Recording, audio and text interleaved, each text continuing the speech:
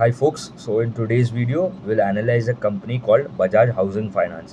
One of the fastest growing players in this segment, and they are into a housing finance company है. मतलब they are into your lending of home loans करता है, loan against property.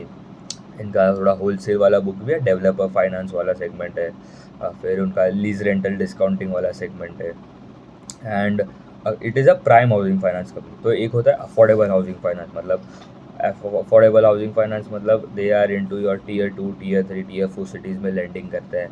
And उनका अगर average ticket size भी देखो तो that is comparatively lower, like around it is around सब 10 lakhs to 15 lakhs के आसपास ट्रेड होता है. मतलब जो भी कस्टमर होगा वो the average ticket size of that loan amount would be around 10 to 15 lakhs. But in prime housing finance ये जो कंपनीज लाइक बजाज हाउसिंग है, तो उनका average ticket size usually is around 50 lakh 1 crore के आसपास जो होता है इट. एंड वो they are usually give out loans in tier 1 cities, metro cities, वहाँ पे लेंडिंग करता है. सो बजाज हाउसिंग का अगर देखो तो they are present in 22 states.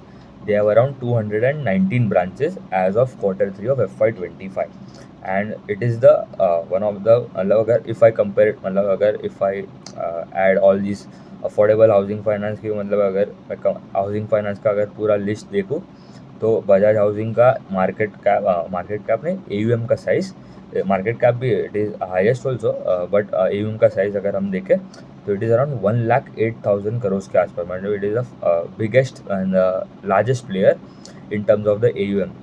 दूसरे प्लेयर्स लाइक आप देखो, the second largest is I think Aadhar housing, जो that is around 24-25,000 crore, that is into affordable housing. फिर आता है आवास 19,000 करोड़, फिर होम फर्स्ट 12,000 करोड़, फिर Aptus comes down to around 10,000 के आसपास है, and India shelter is around 7,000 crore के आसपास. तो Bajaj housing at a size of around 1 lakh+ crore का जो बुक है, they are growing their AUM by around 26%.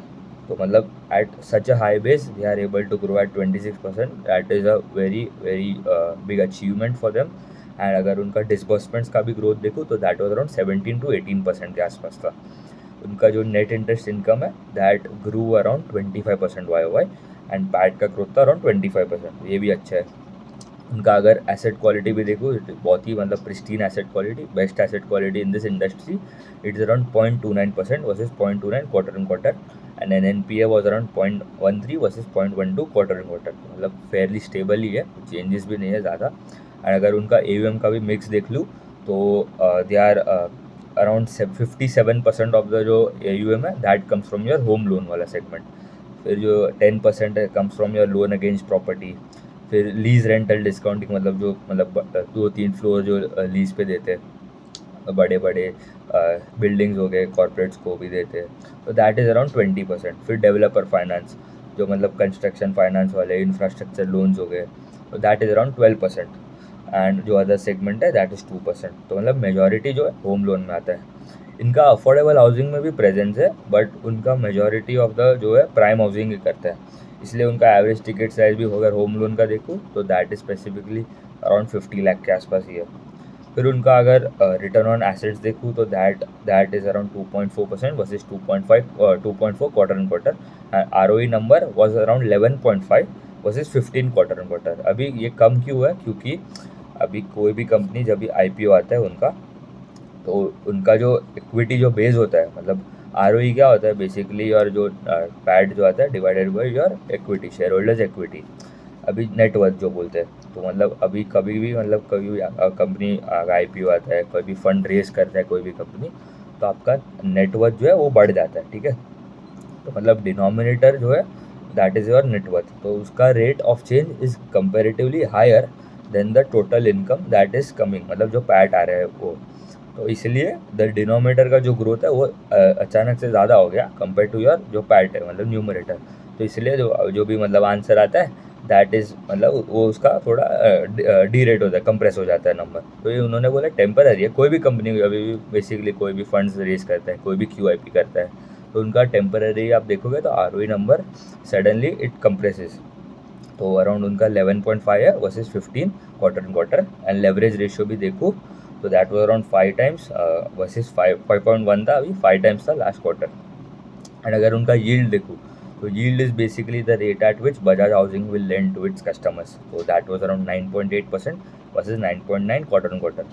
तो इनका अगर देखूँ तो यील्ड इज़ कंपेरेटिवली लोअर, क्योंकि ये प्राइम हाउसिंग में मेजॉरिटी उनका प्रेजेंस है। एंड अफोर्डेबल में आप देखोगे, affordable housing finance companies like आवास, होम फर्स्ट, एप्टस, उनका yield is around trading around 16-17% के आसपास, क्योंकि वो टीयर 2, टीयर 3, टीयर 4 सिटीज़ में ज़्यादा लैंडिंग करते हैं। एंड वहाँ पे मतलब कोई कस्टमर जो होते हैं उनका मतलब कोई जो प्रोफाइल नहीं होता, मतलब इनकम का भी मतलब वो टैक्स भी भरते हैं कि नहीं वो भी नहीं मालूम।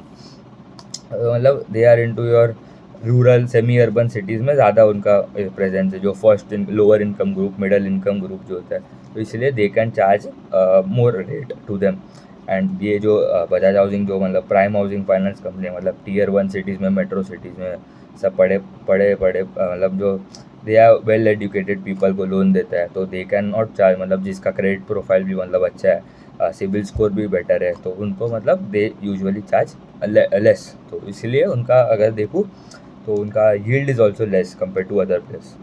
एंड तो यील्ड भी कम है और उनका कॉस्ट ऑफ फंड भी थोड़ा कम ही रहता है compare to your affordable housing players.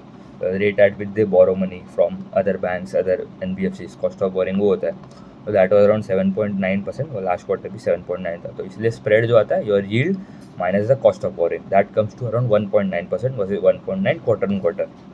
And अगर उनका क्रेडिट कॉस्ट भी देखूँ, क्रेडिट कॉस्ट क्या होता है बेसिकली, अगर आपको लग रहा है आपको जो बेसिकली जो प्रोविजंस आप जो करते हो डिवाइडेड बाय योर आपका जो टोटल एसेट्स होता है, तो प्रोविजंस क्या होता है, इफ़ यू थिंक दैट आपके जो कस्टमर्स है, मतलब आपको थोड़ा तो पैसा पहले से प्रोवाइड करके रखना पड़ता है, जो भी मतलब आगे जाके जो जो कस्टमर जो डिफ़ॉल्ट करने वाले आपको तो नहीं मालूम फ्रॉम डे वन, तो आप इसीलिए थोड़ा सा पैसा पहले से रख देते हो। अगर कस्टमर आगे जाके, अगर आपको लग रहा है जो आपके जो DPD बकेट्स जो है, एसेट क्वालिटी का एक पैरामीटर है, जो पार रेशियोज हम बोलते हैं, SMA बकेट्स हो गए, ये सब थोड़ा अगर और प्रॉब्लम होता है तो we provide more money for that. तो मतलब आप देख रहे हो in the currently in the microfinance space as well, all the companies like Arman, Credit Axis Grameen, also the small finance banks like Utkarsh, Ujjivan, सूर्योदय, उनका सबका मतलब प्रॉब्लम हो रहा है, तो इसलिए उन सबका क्रेडिट कॉस्ट भी बढ़ गया है। तो उनका अराउंड बजाज हाउसिंग का मतलब सिक्योर्ड बुक है, इसलिए कोई ज़्यादा प्रॉब्लम नहीं, एंड क्रेडिट कॉस्ट भी very very less compare to all the peers in this segment, that is around 0.15%। And अगर उनका opex to net interest income, जो नेट टोटल इनकम जो होता है, वो रेशियो देखूँ तो that was around 19.8 versus last quarter was around 23.2। तो ये एक एफिशिएंसी पैरामीटर है, मतलब आप how well you manage your cost in this segment. तो मतलब इनका अराउंड 19.8 है versus last quarter 23.2, and they have targeted that वो आगे जाके मीडियम टर्म बेसिस में, मतलब around 2 to 3 years down the line, they are expecting that it should come down to around 14 to 15% के आसपास। एंड उनका अगर टॉप स्टेट्स भी देखूँ तो महाराष्ट्र में, गुजरात में ज़्यादा लैंडिंग करता है, तेलंगाना, आंध्र प्रदेश। एंड अगर उनका AUM का ग्रोथ का गाइडेंस देखूँ तो that is very good, around 24 to 26% का AUM ग्रोथ है on a size of 1 lakh crore, 1 lakh crore plus 1,08,000 crore के बुक पे they will manage to grow around 24 to 26%, और ये भी अच्छा गाइडेंस है। एसेट क्वालिटी में GNPA they have targeted that it should be around 0.4 to 0.6%, अभी अराउंड 0.3 है। लेवरेज रेशियो जो है that would go to around 7x या 8x के आसपास, अभी 5x है। तो ROE क्या होता है बेसिकली, और ROA multiplied by your leverage, ठीक है। अभी उनका ROA का टारगेट है it should be around 2 to 2.2% के आसपास, एंड लेवरेज 7 to 8x, तो मतलब if you multiply 2.2 by 7, 7.5, 8x, तो you get around the ROE that would be around 13 to 15% के आसपास। उनका गाइडेंस भी यही है। एंड क्रेडिट कॉस्ट का guidance to be around 0.2 to 0.25%, तो वेरी वेरी स्टेबल। आप देखोगे क्रेडिट कॉस्ट मतलब ये जो सेगमेंट है सिक्योर्ड वाले सेगमेंट में, it is usually less than 1.5% के आसपास।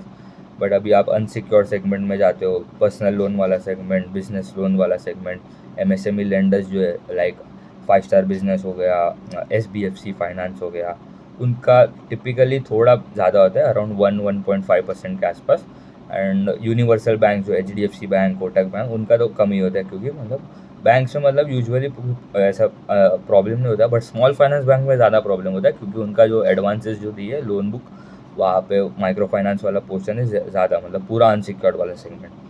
ट्रैक करना पड़ेगा, अच्छा कंपनी है, बट इनका एक ही प्रॉब्लम यही है कि उनका अगर देखूँ वैल्यूएशन में, तो उनका price to book is around 5.5 times के आसपास। अभी मतलब if you are taking the whole industry together, आप कंपेयर कर रहे हो all the housing finance companies, India shelter finance is the fastest growing player at around 36% का लोन बुक का ग्रोथ। उनका साइज़ भी छोटा है, but they are trading at price to book of around 2.8। उसके बाद आ गया home first finance, that is growing around 30% plus, उनका price to book is around 3.5। And उसके बाद एप्टस आ गया।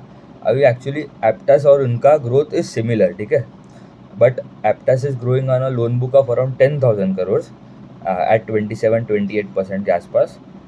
Bajaj housing is growing at 24-26% का गाइडेंस है at a loan book of 1 lakh crore plus.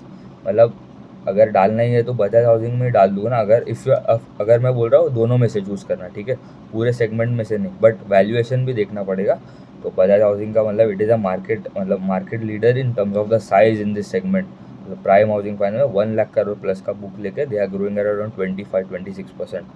And दूसरे जो कंपनी है आधार एंड आवास, तो वो तो एलिमिनेट ही हो जाते हैं, क्योंकि उनका growth he around that is one, Aadhaar is around 1/4 the size of Bajaj housing, and Aptus is 1/5 of, Aptus नहीं, आवास, आधार इज 1/5 ऑफ द, मतलब 25,000 करोड़ का बुक है, 1/4 है, एंड आवास इज अराउंड 1/5, मतलब अराउंड 20,000 करोड़ का।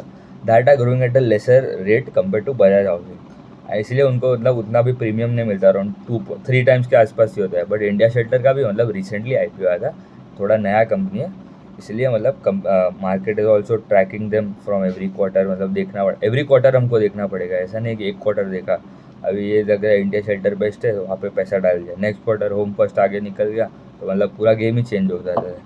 ठीक है, थैंक यू।